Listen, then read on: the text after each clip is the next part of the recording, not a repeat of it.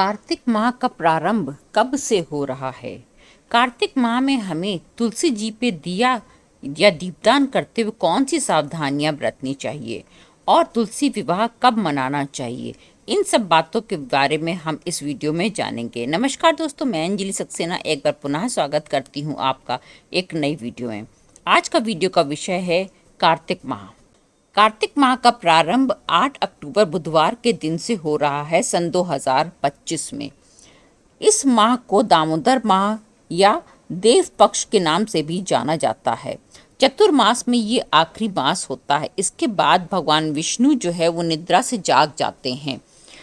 ये आखिरी माह होता है जब सृष्टि का संचार भगवान भोलेनाथ कर रहे होते हैं। इसके बाद से विष्णु भगवान अपने जिम्मेदारी को संभाल लेते हैं। आइए अब जानते हैं कि हमें इस माह में क्या क्या कार्य करना चाहिए माँ लक्ष्मी को प्रसन्न करने के लिए, और तुलसी जी का विवाह कब करना चाहिए। इस माह में हमें तुलसी जी के नीचे प्रतिदिन दीपदान करना चाहिए। घी का दीपक होना चाहिए, 4 बत्ती का होना चाहिए और 1 बत्ती आपको प्रज्वलित करनी है। दीपक प्रज्वलित करने के बाद आपको माँ तुलसी की परिक्रमा भी करनी है। माँ तुलसी की परिक्रमा आपको 4 बार करनी है। ऐसा करने से माँ तुलसी और माँ लक्ष्मी अति प्रसन्न होती हैं। परंतु एक विशेष दिन होता है जिस दिन आपको तुलसी जी में जल नहीं चढ़ाना चाहिए। वो विशेष दिन होता है रविवार का दिन। बाकी दिन आपको जल कैसे चढ़ाना है कार्तिक मास में? बाकी सारे दिन आपको जल में थोड़ा सा दूध मिला करके चढ़ाना है। 3 बार आपको जड़ में चढ़ाना है और 1 बार आपको ऊपर से चढ़ाना है। इस तरह से 4 बार में करके आपको पूरा जल, जो दूध मिश्रित जल है, उसको तुलसी जी पे अर्पित करना है। 1 बार में सारा जल नहीं चढ़ाया जाता है। दीपदान करते समय एक विशेष बात का ध्यान और रखना चाहिए कि दीप को कभी भी आप जमीन पे ना रखें, उसको आसन अवश्य दें। आसन के रूप में आप कुछ भी दे सकते हैं, चावल का आसन दे सकते हैं या कोई भी और अनाज का आसन दे सकते हैं।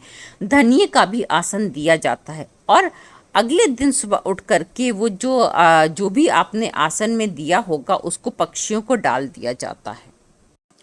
कार्तिक माह में गंगा नदी में भी दीपदान करने का बहुत विशेष फल होता है।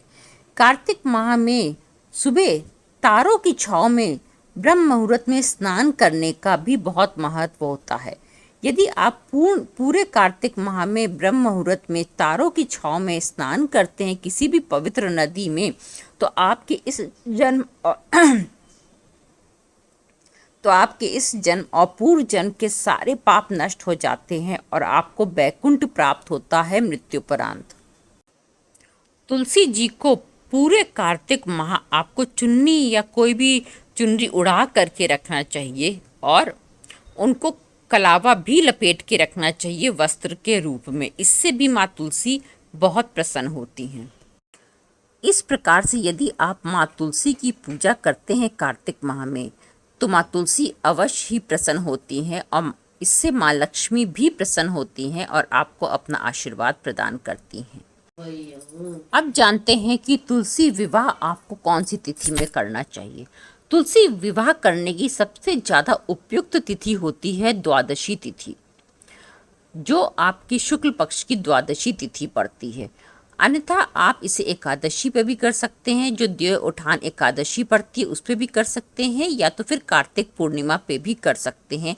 यदि कोई वार रविवार या मंगलवार पड़ रहा हो तो आप इस तिथि को बदल भी सकते हैं। इन तीनों में से किसी एक दिन भी आप तुलसी विवाह कर सकते हैं, परंतु सबसे उपयुक्त समय होता है शुक्ल पक्ष की द्वादशी तिथि।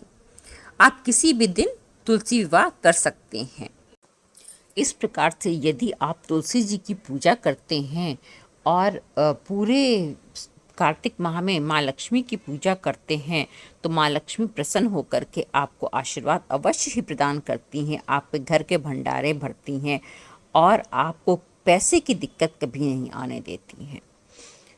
यदि ये जानकारी पसंद आई हो तो एक लाइक अवश्य कीजिएगा। अगले वीडियो में फिर मिलेंगे एक नए विषय के साथ। तब तक के लिए धन्यवाद।